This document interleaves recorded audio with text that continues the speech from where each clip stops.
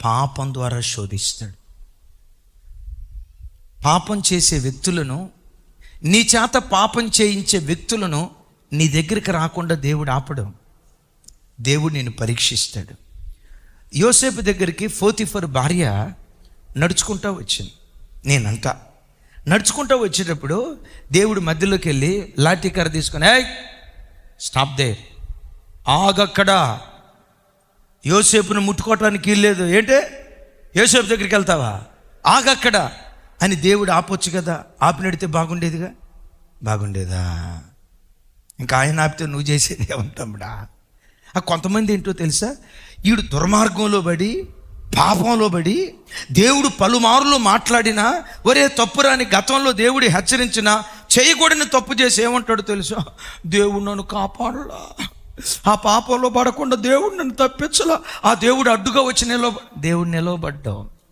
పరీక్షకు దేవుడిని అప్పగిస్తాడు. క్రైస్తవ జనమా నా వైపు చూడండి. నీ మీద దేవునికి ఉన్న ప్రణాళికలు మామూలు ప్రణాళికలు కదా. నీ పితరుల వంశంలో, నీ తండ్రి వంశంలో, నీ తల్లి వంశంలో ఎవరిని దీవించనంతగా నిన్ను దీవించాలని దేవుడు కోరుకున్నాడు. నిలవబడు, దేవుని సన్నిధిలో నిలవబడు. నా హృదయపు లోతులో నుంచి చెప్తున్నాను, నా హృదయపు లోతులో నుంచి చెప్తున్నాను. నిన్ను కన్న తల్లి వంశంలో, నిన్ను కన్న తండ్రి వంశంలో, నీ పూర్వపు చరిత్రలో ఎవరిని నిలవబెట్టనంతగా నిన్ను నిలవబెట్టాలని దేవుడు కోరుకున్నాడు. నీ పిల్లలను దేవుడు నిలవబెట్టాలని కోరుకున్నాడు. నీ మీద దేవునికి ఉన్న ప్రణాళిక ఎంత గొప్పగా ఉందో, నీకెదురయ్యే శోధనలు కూడా అంతే గొప్పగా ఉంటాయి. యాకోబుకు పుట్టిన 12 మంది కుమారులు, దేవునికి గొప్ప ప్రణాళిక ఎవరి మీద ఉంది? యోసేపు మీదే ఉంది. విచిత్రం తెలుసా, గొప్ప శోధనలు ఎదుర్కొంది కూడా యోసేపే, గొప్ప శ్రమలు అనుభవించింది కూడా యోసేపే. యోసేపు మీద దేవుని కొన్న ప్రణాళిక నెరవేర్చబడకుండా ఉండటానికి సైతాను గాడు పోతీఫర్ రూపంలో యోసేపు దగ్గరికి వచ్చాడు. తమ్ముడు నా వైపు చూడు, పోతీఫర్ భార్య దగ్గరికి యోసేపు వెళ్ళలా. ఆ పోతీఫర్ భార్య యోసేపు దగ్గరికి నడుచుకుంటూ వచ్చింది. సైతాను గాడు ఏం చేస్తాడు తెలుసా, నీ మీద దేవుని కొన్న ప్రణాళిక నెరవేర్చబడకుండా ఉండునట్లుగా వ్యక్తులను దేవుడు ప్రేరేపించి మందిరంలోనైనా, కాలేజీలోనైనా, ఆఫీసులోనైనా కొంతమంది అమ్మాయిలను నీ దగ్గరికి పంపిస్తాడు. సైతాను గాడు నీ దగ్గరికి పంపిస్తాడు. అన్యజనులకు దేవుని బిడ్డలకున్న వ్యత్యాసం ఏంటో తెలుసా, అన్యజనుడు పాపం చేయటానికి స్థలాలు వెతకాలి, వ్యక్తులు వెతకాలి, ప్రాంతాలు వెతకాలి. ఎవరితో పాపం చేద్దామా, ఎవరు నాకు దొరుకుతారని వ్యక్తులు వెతకాలి, స్థలాలు వచ్చేసరికి వెతకాల్సిన అవసరం లేదు. ఆ వ్యక్తులే వెతుక్కుంటా నీ దగ్గరికి వచ్చి నేను శోధిస్తారు. తప్పు చేయటానికి నాకు ఒక అమ్మాయి దొరికితే బాగుండు అని అన్యులు అనుకోవాలి. కానీ నీ దగ్గరికి వచ్చేసరికి ఏంటో తెలుసా, మందిరానికి వచ్చిన, ఆఫీస్కి వెళ్ళిన, కంపెనీకి వెళ్ళిన ఎవరో ఒకరు నిన్ను శోధిస్తారు. ఎందుకు వాళ్ళు శోధిస్తారో తెలుసా, నీ మీద దేవునికున్న గొప్ప ప్రణాళికలు నిర్వీర్యం చేయటానికి, క్షణకాలపు సుఖం కోసం నీ మీద దేవునికున్న గొప్ప ప్రణాళికను నిర్వీర్యం చేసుకుంటావేమో జాగ్రత్త. ఆ తల్లి పరిగెత్తుకుంటా వచ్చింది. యోసేపు చూసి మారు మాట మాట్లాడకుండా అక్కడి నుంచి పారిపోయాడు. ఇక్కడుంటే నేను శోధించబడితే ఏమైందయ్యా, నా దేవునికి నా మీద ఎన్ని గొప్ప ప్రణాళికలు ఉన్నాయో, నా దేవునికి నా మీద ఎన్ని గొప్ప ఉద్దేశాలు ఉన్నాయో, ఆ ఉద్దేశాలు నెరవేర్చబడాలంటే బంగారంలాగా నేను బ్రతకాలి, శోధనను జయించిన వాడిగా నేను బ్రతకాలి. జయించానా, కిరీటం దేవుడు నా తల మీద ఉంచు. యవన తమ్ముళ్ళారా, యవన చెల్లెళ్ళారా, మీ మీద మీ దేవునికి ఉన్న గొప్ప ప్రణాళిక. అగైన్ నీ మీద నీ దేవునికి ఉన్న గొప్ప ప్రణాళిక. తరం తర్వాత తరం తన ఆశీర్వాదాన్ని రెట్టింపు చేసే దేవుడు, తరం తర్వాత తరం తన కార్యాలు నూతన పరిచే దేవుడు. నీ తల్లిదండ్రుల వంశంలో ఎవరిని దీవించనంతగా దేవుడు దీవించబోతున్నాడు. నిన్ను అలా దేవుడు నిలవబెట్టబోతున్నాడు. ఓ ప్రత్యేకమైన కృపతో దేవుడు నిన్ను నింపబోతూ ఉన్నాడు. నిజమే, యోధా గోత్రంలో ఎవ్వరు అప్పటికి రాజుగాల. యోధా గోత్రంలో ఎవరికి పితరులు ఎవరికి దొరకని గొప్ప భాగ్యం దావీదుకు అనుగ్రహించాడు. 430 సంవత్సరాల నుంచి ఏ ఇశ్రాయేలుడు చేయలేని కార్యం ఒక మోషేను బలపరిచి మోషే ద్వారా 430 సంవత్సరాల బానిసత్వం నుంచి ఇశ్రాయేలుని విడిపించాడు. యోకెబెదు చేయలేని కార్యం, అబ్రాము చేయలేని కార్యం, పితరులు ఎవ్వరూ చేయలేని ఓ ప్రత్యేకమైన కార్యం మోషే ద్వారా జరిగించాడు. తమ్ముళ్ళారా, నా వైపు నువ్వు ఒక కారణ జన్ముడివి. ఓ ప్రత్యేకమైన కార్యం నీ ద్వారా ఈ భూమి మీద దేవుడు జరిగించాలని కోరుకున్నాడు.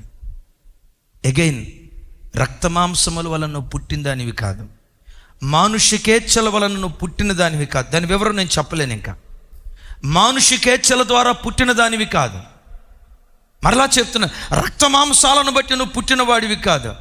దేవుడు ఒక ప్రణాళిక చొప్పున నిన్ను పుట్టించాడు. శ్రమల్లో నిలవబడం, పాపం నేను శోధించేటప్పుడు నిలవబడం. ఆ శోధించేటప్పుడు శోధనలో నిలవబడ్డావా, బంగారంలాగా ఒక అద్భుతమైన పనిముట్టుగా నేను మరల్చడం దేవుడు ప్రారంభిస్తాడు. అంటే దేవుని మందిరంలో ఒక అబ్బాయిని పరిచారకుడిగా వాడుకోవాలంటే మొదట ఏం చేయాలి? ఒక అబ్బాయిని సేవకు వదిలిపెట్టాలంటే సేవకు వదిలిపెట్టే ముందేం చేయాలి? ఒక సేవకురాల్ని సేవలో వాడుకోవాలంటే వాడుకునే ముందు ఏం చేయాలి? ఒక యవన బిడ్డను మందిరంలో ఒక పాటగాడిగా, ఒక గాయకుడిగా, వాయిద్యకారుడిగా, ఒక పరిచారకుడిగా నిలవబెట్టాలంటే పరిచారకుడిగా నిలవబెట్టే ముందు ఏం చేయాలి? పరీక్షించాలి. పరీక్షలో అనింజుడైతే వాడు పరిచారకుడిగా ఉండవచ్చును అంటాడు.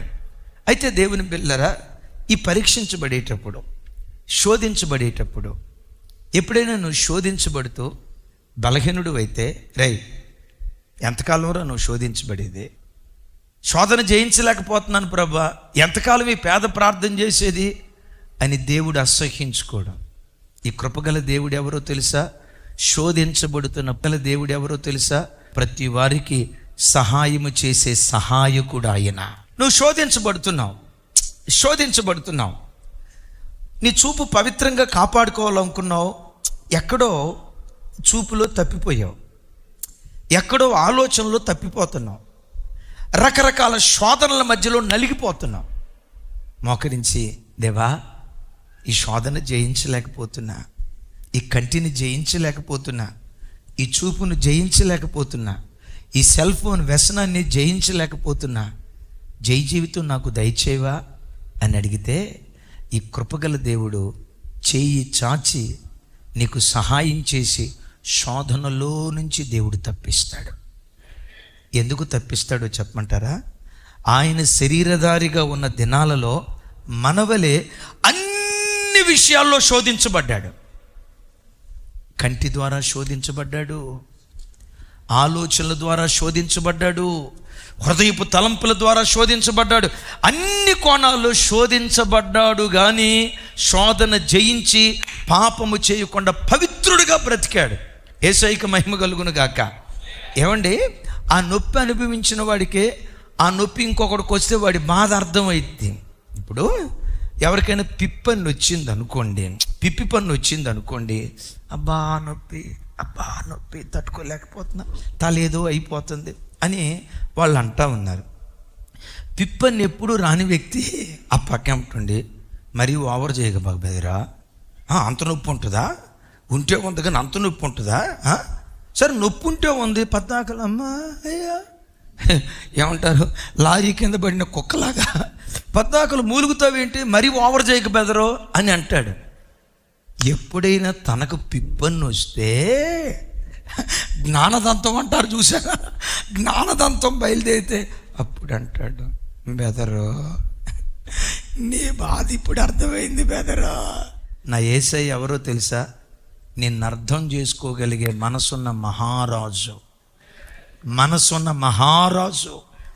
ఏ శోధనలో నువ్వు నలిగిపోతున్నా, ఎంత భయంకరంగా శోధించబడుతున్నా, పూర్తిగా సాతాను చెరలోకే నువ్వు వెళ్ళినా, నా వైపు చూడండి, పూర్తిగా సాతాను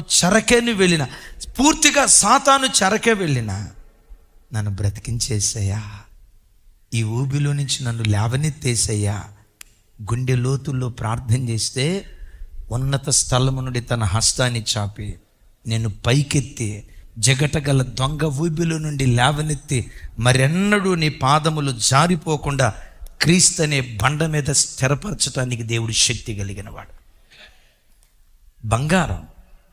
బంగారం శోధనను జయించిన జై జీవితాన్ని గుర్తు. అయితే ఈ బంగారాన్ని తీసుకొచ్చి ఏం చేశాడట? బంగారమును సుత్తితో కొట్టాడట. చెప్పండి, చెప్పాలి. ఇప్పుడు మనమందరం ఎవరిమి? బంగారాలు. ఈ బంగారాన్ని ఏం చేయాలట? సుత్తితో కొట్టిన బంగారం, సుత్తితో బంగారాన్ని కొట్టి డాళ్లను తయారు చేశాడట, కేడములను తయారు చేశాడట. అవన్నీ ఎక్కడుంచాడట? అరణ్యములో ఉన్న దేవుని మందిరంలో ఉంచాడు. ఎందుకు ఆ ఆయుధాలను ఉంచాడు? రాజు వాడుకోవటానికి.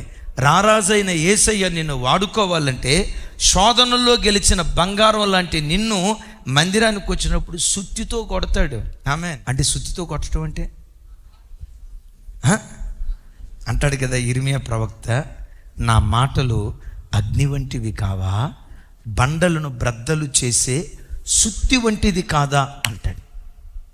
నేను ఇందాక చెప్పే కదా, కంపెనీ మనుషులు వాడుకునే వస్తువులను తయారు చేస్తుంది, మందిరం దేవుడు వాడుకునే వ్యక్తులను తయారు. అందరం ఎవరమని చెప్పాం? బంగారాలం. ఆమేన్. అన్నా నేను బంగారం అని ఎట్లా చెప్తారన్నా అని అంటారా? మీరు మందిరానికి వచ్చారంటేనే శోధన జయించిన వారు కాబట్టే మందిరానికి రాగలిగారు. ఏంటి శోధన? సైతాన్ గాడు అంటాడు, ఆదివారం మందిరానికి వెళ్ళాల్సిన అవసరం, వారానికి ఒకసారి సరిపోద్ది కదా, నెలకోసారి సరిపోద్ది కదా అని ఆపుతాడు. వాడి శోధన జయించి ఇక్కడికి రాగలిగారు. మీరు ఎవరో తెలుసా? బంగారం లాంటి మిమ్మల్ని మందిరానికి వచ్చిన తర్వాత వాక్యం అనే సుత్తితో దేవుడు కొడతాడు. ఆమేన్. కొట్టేటప్పుడు కొట్టబట్టానికి అప్పగించుకో. ఎందుకు వాక్యం అనే సుత్తితో కొడతాడో తెలుసా? నంబర్ 1, నేను నునుపుదానిగా చేయటానికి. నంబర్ 2, నీలో ఒక రూపం ఏర్పడటానికి. నంబర్ 3, యజమానుడు వాడుకునే పాత్రగా నిన్ను మార్చటానికి వాక్యం అనే సుత్తితో దేవుడు కొట్టడం ప్రారంభిస్తాడు. కొట్టేటప్పుడు ఎందుకు కొడతాడు? ఇప్పుడు సుత్తితో నునుపు చేయటానికి కొట్టేటప్పుడు ఆ కొట్టబడే వ్యక్తులు ఏం చేయాలట? కొట్టో ఇంకా కొట్టని కొట్టే వ్యక్తిని ప్రోత్సహించాలట, ధైర్యపరచాలట, పురికొల్పాలట. అయ్యా ఇంకా ఖండితమైన వాక్యంతో మమ్మను కొట్టు, ఖండితమైన వాక్యంతో మమ్మను గద్దించు, ఖండితమైన వాక్యంతో మమ్మను దిద్దుబాటు చేయి. మా ప్రాణాత్మ శరీరాలలో ఏ అపవిత్రత దాగుందో, లోపట ఏ పాపం దాగుందో వాక్యం అనే సుత్తితో కొట్టి మాలో ఉన్న కరుకుదనం అంతా తొలగించి నున్నటి వ్యక్తులుగా మమ్మను మార్చాయని కొట్టే వ్యక్తిని ప్రోత్సహించాలి. వాక్యంతో మిమ్మల్ని కొట్టే వ్యక్తులను సంఘం ఎప్పుడు ప్రోత్సహించాలి. ఏమా, మందిరానికి వచ్చే మీ అబ్బాయి ఇదిగో పలానా చోట ఇట్లా తప్పుగా ప్రవర్తించాడు అని చెప్పేవనుకోండి, ఆ తల్లి ఏం చేయాలో తెలుసా? 90% అలాంటి వాళ్ళే ఉన్నారు చర్చిలో. అన్న మాకు చెప్పటం దాకిందుకన్నా, మీరు మా తండ్రి, మా అన్న, మా ఇంటికి పెద్ద అన్న లాంటి వాళ్ళు, మా ఇంటికి తండ్రి లాంటి వాళ్ళు, వాడి మీద సర్వ హక్కులు మీయే, అవసరమైతే స్కిన్లెస్ సెకండ్ చేసినా మాకు ఇబ్బంది లేదన్నా. పోలో ఉండి కొడతారా? దెబ్బ కొడతారా? మీరేం చేస్తారో సర్వ హక్కులు మీయే, వాడిని దిద్దుబాటు చేయండి అని 90% ప్రజలు దిద్దుబాటుకి అప్పగించుకుంటారు. కొట్టేవాడిని సంఘం ప్రోత్సహించి చేత్తో కొట్టడం కాదు, సుత్తితో. అదే సుత్తితో. ఏ సుత్తితో? వాక్యం అనే సుత్తితో కొట్టేటప్పుడు కొట్టేవాడిని, అయ్యా ఇంకా దిద్దుబాటు చేయండి, ఇంకా సరిచేయండి, మా లోపల ఇంకా దేవునికి ఆయాస్కరమే ఏవైనా ఉంటే వాక్యం చేత దిద్దుబాటు చేయండి. ఎందుకు ప్రోత్సహించాలో తెలుసా? నువ్వు అలా నున్నటి వ్యక్తిగా మారితే యజమానుడు వాడుకునే పాత్రగా మార్చబడతావు. విన్నారా ఈ మాట? నునుపు చేయబడాలి. విన్నారా? అంటే దీనిలో ఉన్న గరుకుదనం పోవాలి. బిడ్డలారా, యేసయ్య నిన్ను నన్ను వాడుకోవాలంటే కఠినత్వం ఉంటే వాడుకోడు, క్రూరత్వం ఉంటే వాడుకోడు. దేవుడు మోషేను ఐగుప్తు దేశంలో ఉన్నప్పుడు వాడుకోవాలా. ఎందుకో తెలుసా? మా వాడు కోపం వస్తే ఒక్క గుద్దేడు, ఆవిడకి ఇంకా అడ్రస్ గల్లంత అయిపోయింది, ఇసుకలో పాతి పెట్టేశాడు. అంత కోపిస్తాడు. మన కోపం వస్తే దెబ్బ కొడతాం, ఒక చిన్న దెబ్బ, లేదా తొందరతో ఒక మాట అంటాం. మా సారు కోపం వస్తే దెబ్బ కొట్టేది కాదు, చంపటమే. ఇలాంటి గరుకుతనం కలిగిన వ్యక్తిని సేవలో వాడుకుంటే ఎంతమందిని చంపి ఉండేవాడో. నా మాట అర్థం కాలేదా? ఎంతమందిని చంపి ఉండేవాడో.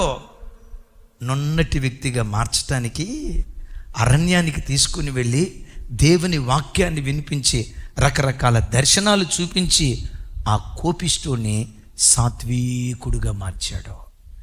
గరుకుదనం అంతా పోయింది. బిడ్లారా, నీలో ఉన్న కరుకుదనం, నీలో ఉన్న కఠినత్వం ఎప్పుడైతే తొలగించుకొని సాత్వికురాలిగా మారిపోతావో, మృదుభాషిగా మారిపోతావో, నెమ్మది కలిగిన వ్యక్తిగా మారిపోతావో, అవసరమైన దానికే తొందరపడి ప్రతి సందర్భంలో నునుపైన వ్యక్తిగా ఎవరు మార్చబడతారో ఆ వ్యక్తులను యజమానుడు వాడుకోవటం ప్రారంభిస్తాడు. ఇంకా మీకు అర్థం కావాలంటే, దావీదు గొలియాతు మీద యుద్ధానికి వెళ్ళేటప్పుడు రాళ్ళను తీసుకొని వెళ్ళాడు.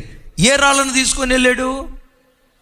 ఎక్కువ శాతం చెప్పే మాట ఏంటో తెలుసా? గులకరాళ్ళు తీసుకెళ్ళాడంట. గులకరాళ్ళ కాదు, నున్నటి రాళ్ళు. మిమ్మల్ని అడుగుతా, సహజంగా రాయి గరుగ్గా ఉంటుందా, నున్నగా ఉంటుందా?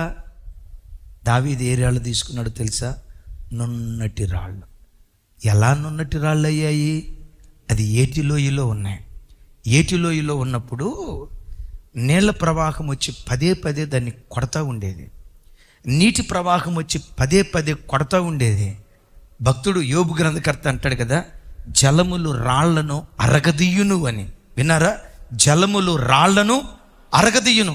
ఈ గరుకురాయి దగ్గరకు వచ్చేసరికి పదే పదే నీటి ప్రవాహం వచ్చి పెట పెట పెట ఆ ప్రవాహంతో కొట్టటాన్ని బట్టి ఈ రాయి గరుకుతనాన్ని పోగొట్టుకొని నున్నటి రాయిగా మారింది. ఆ నున్నటి రాయిని దావీదు చాతబూనాడు. దైవజనమా, సంఘమనే ఏటిలోకి వచ్చినప్పుడు మనం గరుకురాళ్ళం. ఈ గరుకురాళ్లను వాక్యపు నీటి ప్రవాహం చేత పదే పదే దేవుడు కొట్టడం ప్రారంభిస్తాడు. వాక్యపు నీటి ప్రవాహం చేత పదే పదే నేను తాకటం ప్రారంభిస్తాడు. వాక్యపు నీటి ప్రవాహం చేత నీ గరుకుతనాన్ని పోగొట్టుకొని నువ్వు సాత్వికుడిగా మారితే, సాత్వికురాలిగా మారితే, పరమదావీదుగా పిలువబడుతున్న యేసుక్రీస్తు నిన్ను తన చేతితో పట్టుకొని తన మహిమ కొరకు దేవుడు వాడుకోవటం ప్రారంభిస్తాడు. మెట్టుకు దేవుని ప్రణాళికలో ఉన్న ఒక గొప్ప ప్రణాళిక ఏంటో తెలుసా? యేసు రక్తముతో కడగబడిన ప్రతి క్రైస్తవుడి ద్వారా సాతాను రాజ్యం కూలిపోవాలి, దేవుని రాజ్యం నిలవబెట్టబడాలి. సాతాను సామ్రాజ్యం కుప్పలాగా కూలిపోవాలి, దేవుని రాజ్యం అంతకంతకు విస్తరించాలి. దేవుని రాజ్యం విస్తరించాలంటే నా దేవునికి ఎవరు కావాలో తెలుసా? నున్నటి రాళ్ళు, రూపాంతరం చెందిన రాళ్ళు కావాలి.